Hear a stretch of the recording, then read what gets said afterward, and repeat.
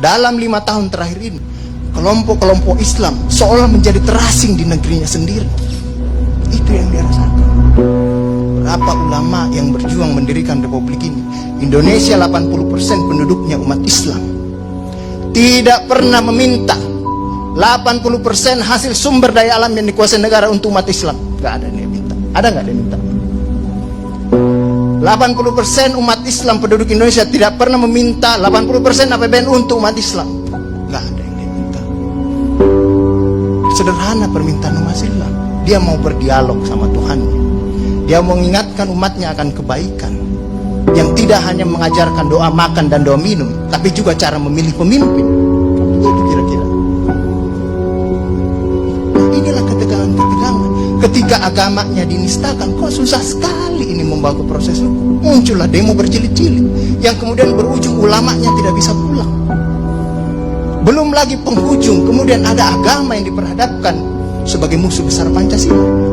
Nah, ini yang menarik menurut saya. Saya ini Islam, tapi bukan pengetahuan Islamnya seperti Ustadz Ali Muhtar Ngabalin dan Abu Bakar, Ustadz Abu Bakar, tapi dengan segala awam saya terhadap Islam.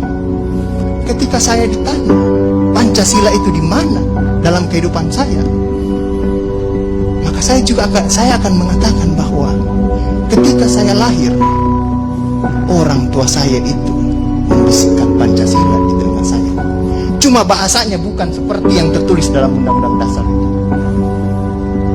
Dia membahasakan Allahu Akbar, Allahu Akbar, Asyhadu an la ilaha illallah, Asyhadu anna Muhammadar Rasulullah. Apa yang saya dengar di situ? Ketuhanan yang Maha Esa. Hayya 'alas shalah. Apa yang saya dengar di situ? Mari kita bersatu sama-sama, karena kita akan mendirikan sholat. Dan Al-Ankabut mengatakan sholat itu mencegah kamu dari perbuatan keji dan mungkar. Ada kemanusiaan yang adil dan beradab. Saya dengar di situ. Hayya 'alal falah. Mari sama-sama menuju kemenangan. Kemenangan yang bagaimana kita peroleh? Kerakyatan yang dipimpin oleh hikmat kebijaksanaan dalam permusyawaratan perwakilan. Kemenangan yang bagaimana? Keadilan sosial bagi seluruh rakyat Indonesia. Itulah kemenangan yang kita tuju. Kita kembali lagi takbir, Allahu Akbar, Allahu Akbar, la ilaha illallah. Kita ulang lagi. Dan Pancasila yang kita tiupkan itu 5 kali sehari, belum selesai di sini, selesai bunyi terus. Ya kan Ustadz kan? Belum selesai di daerah sini, selesai bunyi bertalu-talu terus. Seluruh dunia bertalu-talu. Inilah Islam. Yang kemudian sekarang dalam kelompok ini Ustadz Ali Muhtar Ngabalin, saya banyak belajar dari beliau. Inilah yang kemudian sekarang, kenapa kami mau diperhadap-hadapkan?